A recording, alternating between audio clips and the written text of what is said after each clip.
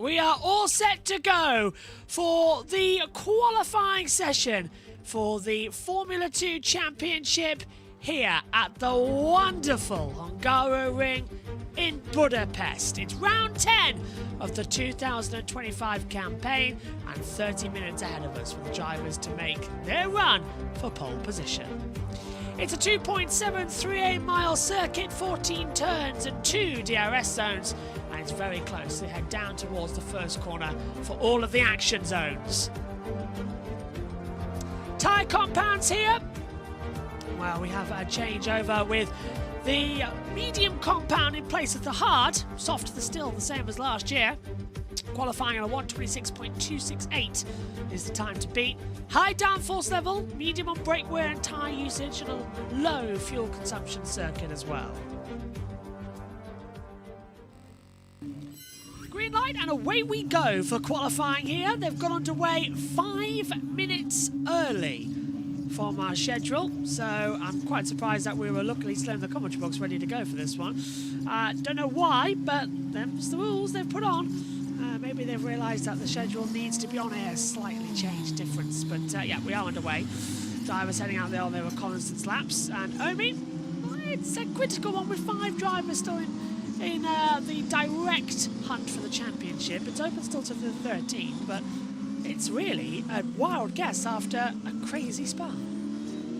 Well, round 10, we've got top 5 separated by 12 points, so I think it's very clear if you are outside the top 5, you have to start getting on with it if you want to be a realistic contender by the time we get down to Abu Dhabi. So yeah, it's an important one for a lot of drivers trying to get the advantage, but in terms of the leaders, and if you are consistent, if you are getting those good results, you are going to continue fluctuating, but it's about getting the best results possible on the day, and everyone should be aiming for pole position if you are one of those contenders. But also, loads of drivers will be chasing an upset as well, so it's going to be very interesting to see how this one's going to go. Yeah, and Tom, coming into it, this is it. They're chasing that upset at a circuit where dry Saturday, possibly big wet Sunday, and the Formula 2 cars handled Spa better, but we know that it's anybody's guess around this track. It all determines on qualifying and pole positions.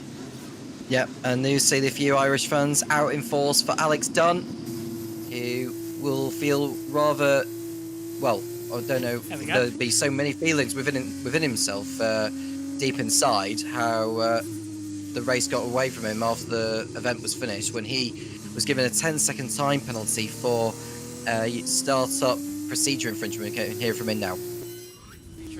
I think it was kind of the first time where I felt like now a bit of a gap is starting to build, and then a few hours later it was taken right back down again. But I think consistently, always the drivers who are always quick are always the ones who are there or thereabouts. I think recently I'd say I probably one of the quickest, and I think in terms of our current form, you know, if you take the penalties away, in the last 3 feature races I've been in the top 2 every time. So I think if we can just iron out the little things that are taking away from the results, then I would say I think we're probably one of the quickest, if not the quickest at the moment. Yeah, it certainly looks that way, doesn't it, as well, Tom? As to give you your point as well, got that penalty for the starting infringement, and we still don't know why. It's very bizarre, isn't it? It's a very harsh penalty because he didn't even have a standing start for that one. It was a rolling start, which everyone got underway. I'd be interested to know how everyone sorted their startup procedures compared to Dunn's, because do they check every single car to make sure that the startup procedure is according to plan? Because I'm not so sure that they do check absolutely every single car on that grid, in my honest opinion. I don't think they did, Omi, as well. I mean, from certainly what we saw as the session started, it seemed to be just almost a randomised chance to come in. Yeah, and that's the unfortunate thing sometimes, when it is just randomised, and you could have certain people getting away with it, and then certain people, of course, the certain people most likely to be leaders, drivers who are on the podium or winning to be checked. It can get quite unfair at times as well. So yeah, we hope that everyone was checked, but most likely, unfortunately, the case was that they weren't, as Arvid Lindblad makes his way through. Of course, he was disqualified. He inherited the win from Jun, then got disqualified a couple of moments later as well. And Arvid Lindblad was under investigation for two different reasons. The tire case, which he did get disqualified for, that kind of came late, but there was a pit lane infringement which he was cleared for, so we thought he was safe.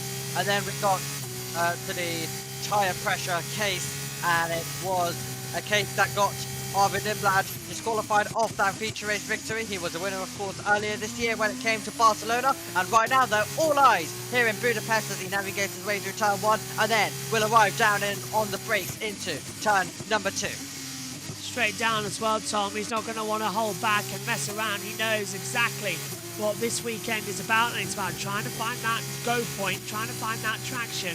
And at a place like this, it's early, with, as we saw in Formula 3 a moment ago, clear track is a huge advantage. Yeah, and he's making the most of it. I mean, the Campos team know all too well from what we saw in the Formula 3 qualifying session within the last hour. Arvid Lindblad, can he go for victory here and keep himself in the realms of fighting for the championship? 5 rounds to go this season. We've got Budapest, Monza, Baku, Losail and Yas Marina to round off the season in December.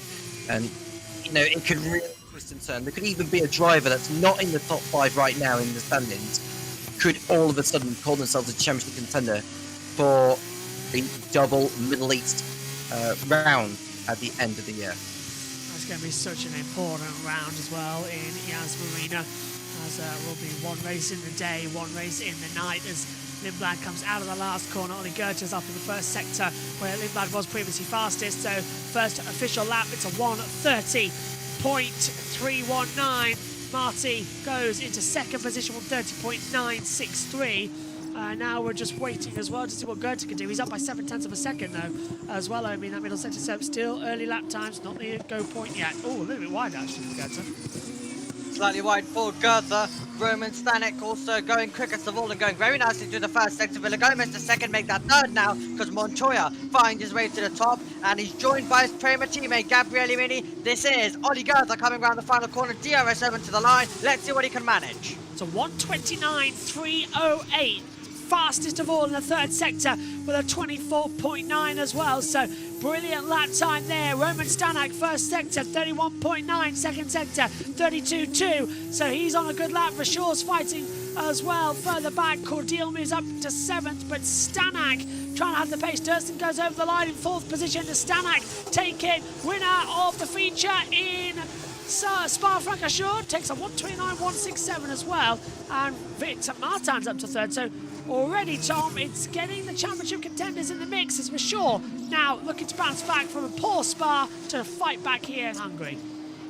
Yeah, he's so desperate, needs a strong weekend after the disappointment at Spa. Vachon goes 3rd fastest behind his MP Motorsports teammate Ollie Goethe, who he's in need of a good weekend himself as well. He's had a tough year, has the German, but it is Roman Stanek that sets the timing pages alight. Leo Fornaroli, who we believe has not been out on circuit yet. Has he not? No, there's no laps on the board for him yet. Oh dear. Certainly we're all anticipating a different run around, and now it's not gone the way you thought it has. Well, one Invicta at the front, one Invicta at the back. We've got a major Invicta sandwich at the moment. Stanek though, well, he's had 2 victories in Formula 2, both have come with him not coming across the line and taking the checker flag first. Both of them were inheriting wins due to other people getting penalties. He will be desperate to come across the line, get that winning feeling, and also put his national anthem, for the Czech national anthem, around this place, as that was a replay of Goethe just running slightly wide, and this is our current pulse, and a Stanek also taking it to the gravel, but luckily not going in the gravel, and those are the margins that help you get to the fastest time. Still pushing magnificently is Alexander Dunn, just holding that inside line. So we'll still see and expect the times to change as we go forward. So Stanek, Goethe, Vachon, Martins, Browning, Dunn, Paganovic, Montoya, Durtskin, and Gabriel Mini in 10th position. That's how it holds at the moment. Lindblad in 14th place, as we're watching now through the S's section at 8, 9, 10, and then 11. Leads you back down the hill to turn 12. Just rumbles it sideways a bit, but 10 minutes in, and he's 6 tenths down. I reckon it's a boxes lap for Ollie. I mean, for Armin. Goethe's just boxed as well, apparently. 31-1 first sector. So he's run through the pits and come back out again. It's going well for him. 31-8, second sector. Yeah, watch out. Ollie Goethe could be on for provisional pole in the MP. Lindblad goes ninth. What do you think, Amy? He could. Goethe's going very nicely. Marty, 7th place, just goes ahead of Biganovic at the moment.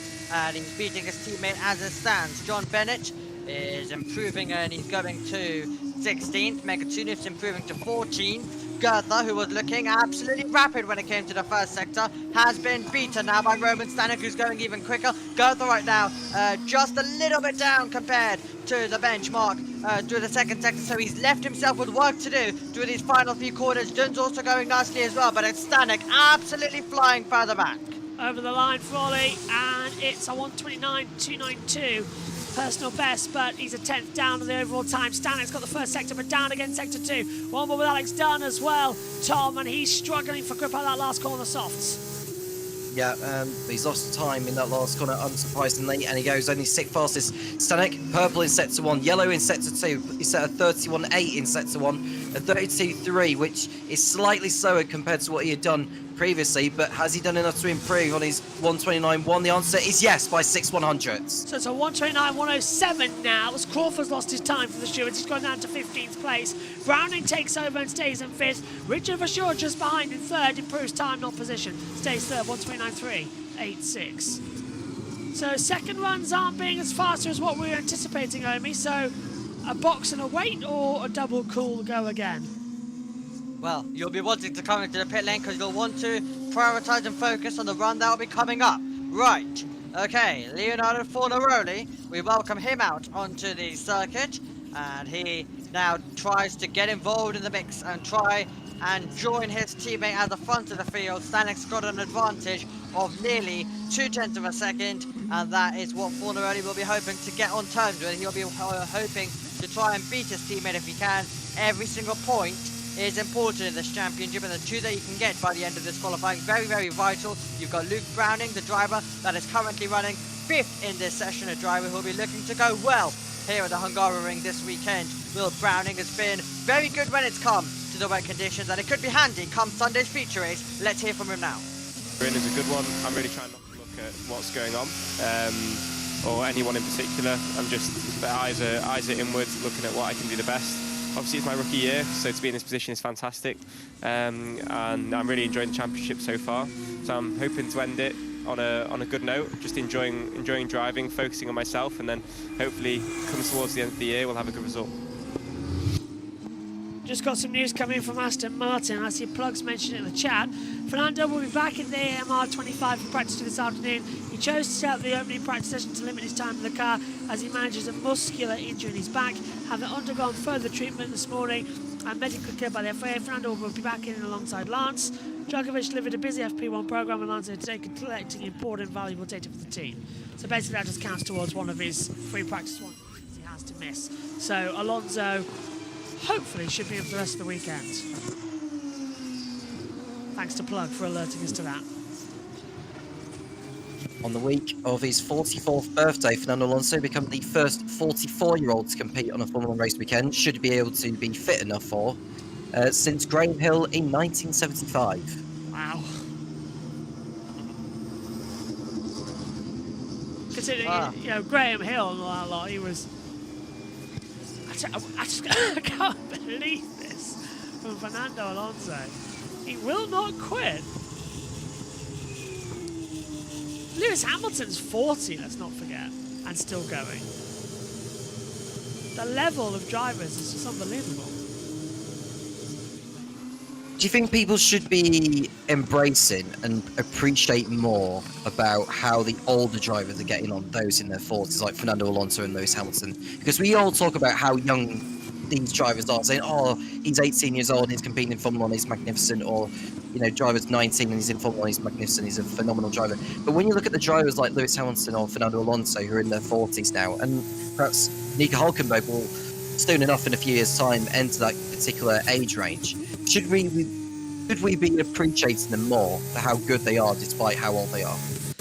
I'd say yes, and I'd agree with that fact, because if you think about it, we've now got drivers who are remarkably quick despite their age, because they're using it as their advantage. Foloroli over the line and goes to provisional pole position, 1:28.935.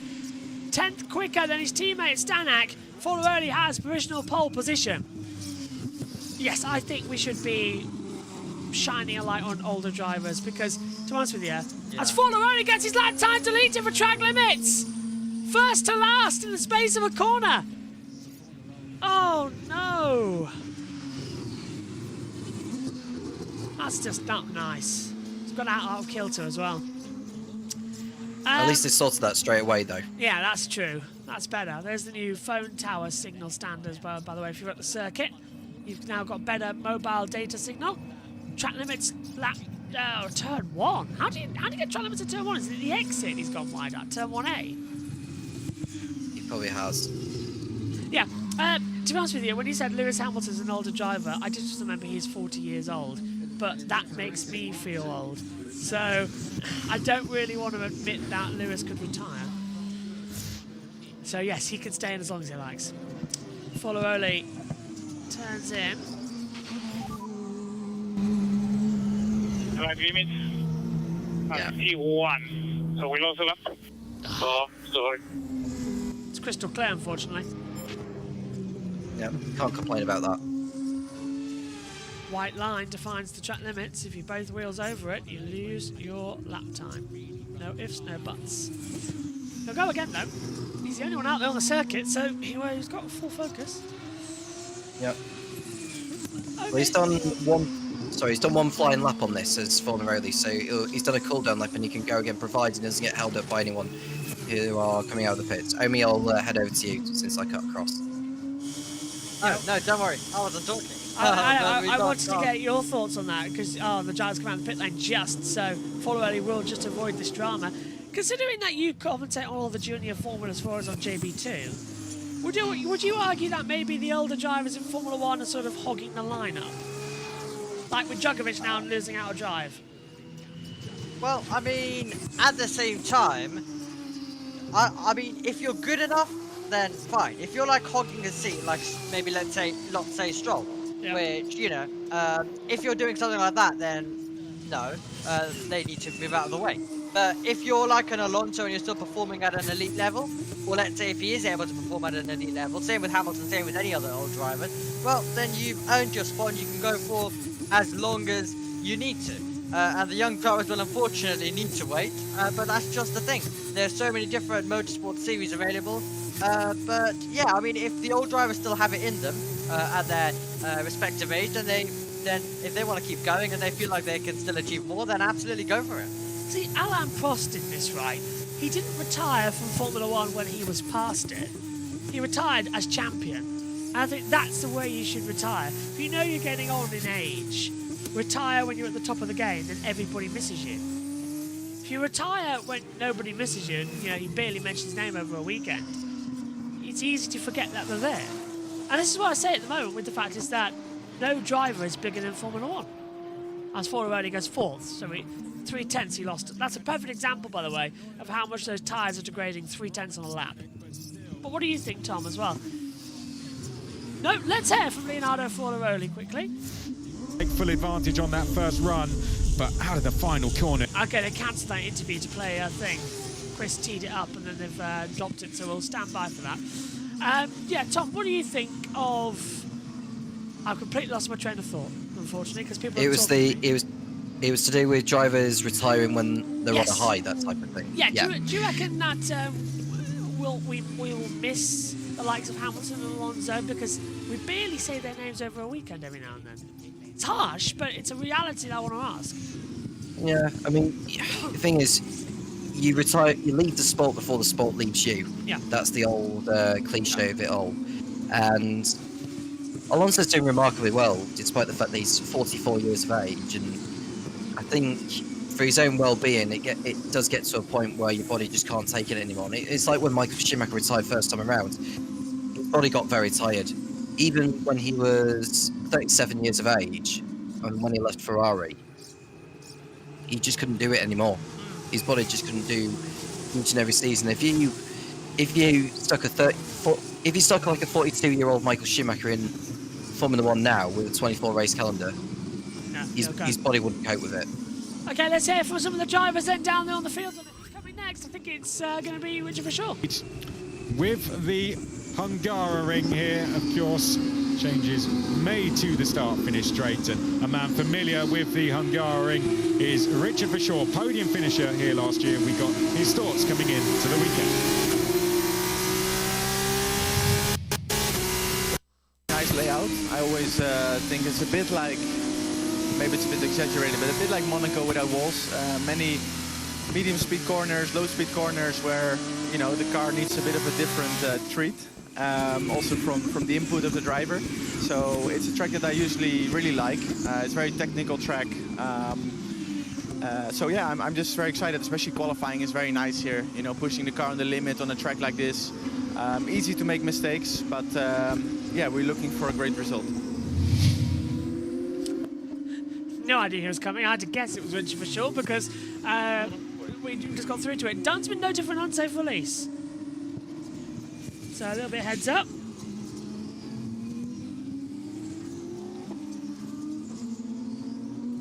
It has indeed. MP Motorsport looking on, and currently their cars second and third, so looking good for Goethe and for Verschoor as well, but Verschoor will want to get higher. Dunn, by the way, unsafe release will be investigated rather, after the session has concluded, so we'll bring you up to date with that one when it comes to our coverage tomorrow as well. So yeah, it's going to be very fascinating to see what happens with Alex Dunn. Let's hope it is not another penalty coming his way. Right, okay, let's look at this unsafe release then. Remember, Miata's the car he's heading into the path of, and very close stuff there. Luckily, no contact. Unfortunately, that is an unsafe release. That's the second one we've seen. Still an old school tight pit lane despite the modifications. They've moved it back a couple of inches to try and give drivers enough room to get out of the pit lane on. But for Formula 2 and Formula 3, it's still tight because they're in the fast lane. They've only moved the building back a couple of inches as well after the F1 drivers complained. And of course, Max Verstappen did it at Silverstone and then did it here, damaged the front wing in a qualifying session a couple of years ago. We're on board though with the Campos, but Red Bull back driver Arvid Lindblad, who's been given a super license in Formula 1, just in case it's needed. Looks like that gate looks to have closed. But fastest in Sector 1, and fastest in Sector 2, but oh, Stanek took in Sector 2. Look at that, that's incredible how close they've been. I think it's clear how much Stanek wants this. I think it's clear that he's had 2 wins and he's not been able to enjoy them because he's inherited them. He wants to show that he has the skill and talent to do it on the circuit. Can Lindblad, though, take P1 on the circuit for the moment? 1:28.779 as Lindblad goes second and Goethe immediately goes faster into P2, but he's 3.5 tenths of a second up top. Stunning lap from Roman Stanek. This is mad. Oh, Follow-Only in the box. So he abandoned his lap time despite it being good. Browning over the line. Second, 2.5 tenths down. 1:29.029. Victor Martins in the procedure as well to hook, line and sinker as he flicks the car in. Gently pushes the throttle back over the line. Cordial goes up into 7th. Victor Martins goes 4th. Dunn next, 6th. Miata 12th. Crawford's next up, Obi, but still trying to find time as Jerkskin third. Wow.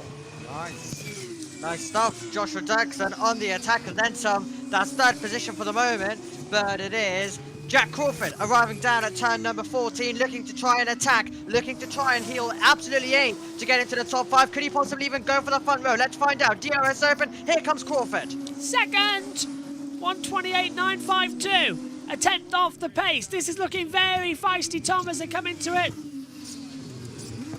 Very much so, with Crawford going up to P2, a much needed effort from the American. We're going to see a replay. I would assume the driver has put a wheel on the grass on the exit turns, and that's John Bennett in the Van Amersfoort Racing. Although he didn't put a wheel on the grass, he just oversteers. He rode the curb on the exit turn 7.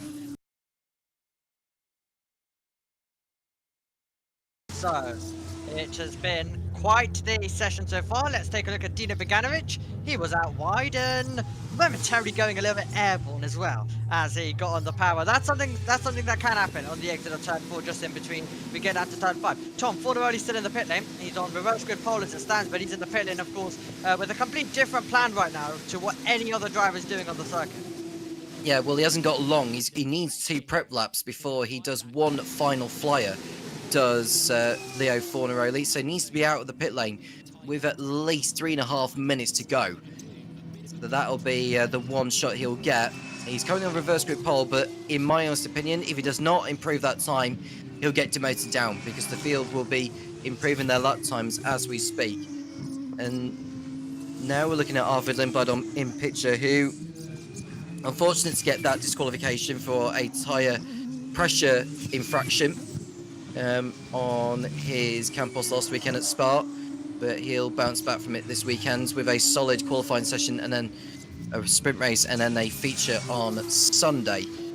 It's the soft compound, which is the option tyre for those who are around about the same generation as I am, is the soft compound, and the prime tyre, the medium compound, is the harder of the two, which should encourage a little bit more strategy into this. And what we have seen in the past at the Hungaroring over the years have been pit stops during the sprint race. Having said that, we use the white side marked hard tyre back then, as well as the soft compound, the red side marked compound. And JB, I believe you're now back in the commentary booth with us. I am. Hello. Yep, sorry, just needed to pop in to fix an issue.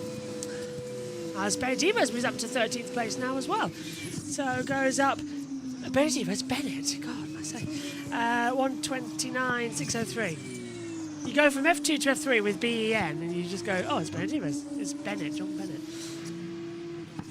I'm all for, actually. There's been a thing going around to do the touring car approach, the 4 letters, rather than the 3. And I like that, because then you can easily work out who's who. Because we've got this problem where we've got... Well, we had it during the last year. We had Juan Manuel Correa and Jose Maria Marti. And the initials were pretty much exactly the same on the timing screen. And then we had Victor Martins. So for a time, you couldn't understand, because it was always confusion between those 3. So that's why you might notice that this year, Victor Martins is VMA. So just a little change there to the running order. Gabriel Mini in 20th as he comes out the last corner. Runs out towards the line. Montoya up to 4th. Mini 12th. Only up 8 places. On board with Leonardo Furlaroli. Oh, that was weird, Omi. It sounded like he... Yeah, he's lifted. He's not on a lap yet. Yeah, he'll be going for the last gasp effort, Will. The Italian driver, reigning Formula 3 champion, of course. And he's taken the same route that Bortoletto did, and that is by winning the title with Trident in F3, and then going to Invicto in F2. Montoya and Maney, turn 3 impeding, has been noted, so that's just on the exit of when you make your way through turn 2, and then it is that tight complex where you're turning right before you climb up the hill to turn 4, so that is where the investigation is, so there could be some changes coming into the order there as well, depending on what the stewards decide of that one. 1 minute and 47 seconds to go. Stanek, Crawford, Dirksen, Lindblad, and Vashora in the pit lane. And Montoya. Montoya's lap time's deleted. Down to 18th. So Montoya in real trouble. Now, Stanek, Crawford, Durskin, Lindblad for sure. They're all in the pit lane.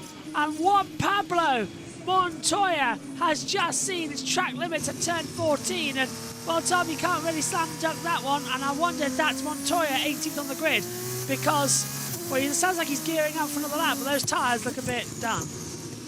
Yeah, they do. I'd be interested to know whether that was at the end of the lap he set or just before when he started the lap, when Montoya exceeded the track limits there. I'd be interested to find out more about that. But Leo Fornerani is backing off. His teammate Roman Stanek is done for the session now, so he's looking good. What could be a net second place on the starting grid for Sunday's feature race. But Leo Fornerani, currently P12, needs to get inside at the very minimum the top 10. Down towards the braking zone for the first corner. DRS snaps shut as well. That inside front right looking a little bit worse for wear as he hooks in the apex nicely. Drifts out the rear. Opens up the DRS as you go down towards turn number 2 as well. And one thing you need to see here is the elevation change at this circuit is massive as well as they hooks, line and sinker coming through. Uphill we come. It's actually not bad for Forneroli here actually. It's a decent first sector. He's up on Stanak's time, so it could be an Invicta 1-2 here, Romy, if we can hold the pace. Yeah, this is going to be vital now for Forneroli. Everyone else in the pit lane. Vishal could be knocked outside the top 10 if Forneroli's able to continue this lap, because Forneroli's on a lap that will take him to pole position as he fights away with the car in this middle sector. He's going different to all of the other drivers in this field. Is he now going to get the reward is the question. What is the second sector time looking like? Is it up on Roman Stanek, his teammate, is the question. It's down by 13 thousandths only. He's got to give it his all in this final sector. Checker flag is out as we've already had across the line. Max Eston, he'll start 21st. Half the field left in the pit lane. Mini's half a second down. It's all down to Leonardo Forneroli to ace the last corner.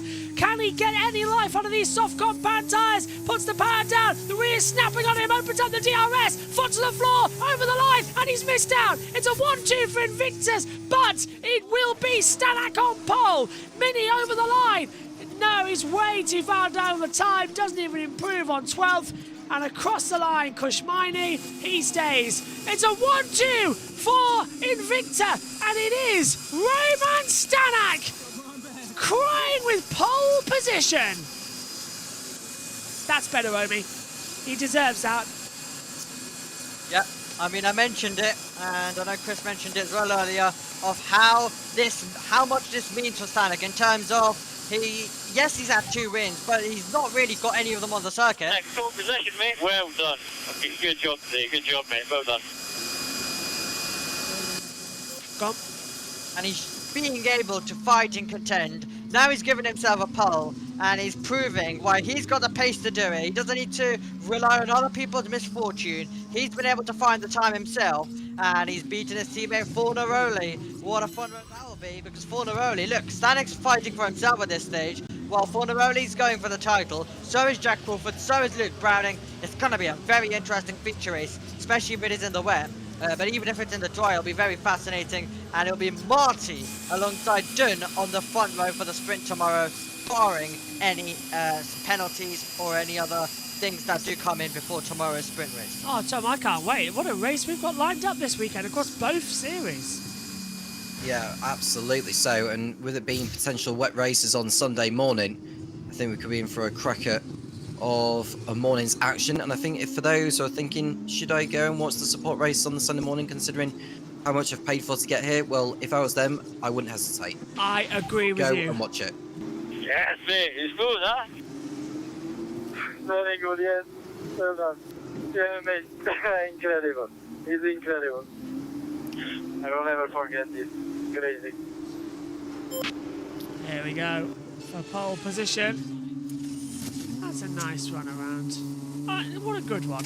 Stanek, Forneroli, Crawford in there as well. Browning, Durskin, all coming into the matter. What a nice run this will be. Okay, Omi, your final thoughts on this session? Lovely Formula 2 session. All eyes now look ahead to our sprint race and feature race as well tomorrow. Tom, what about you? Lovely session that was, and I really can't wait to see how Stanek gets on. If he could all of a sudden win the feature race, are we going to call him a championship contender? Yeah. Probably talking too far in front, aren't we? Let's have a look at the results then. It is, as we said, Roman Stanek on provisional pole position. We'll wait for everything to be confirmed, but he's got it, hopefully.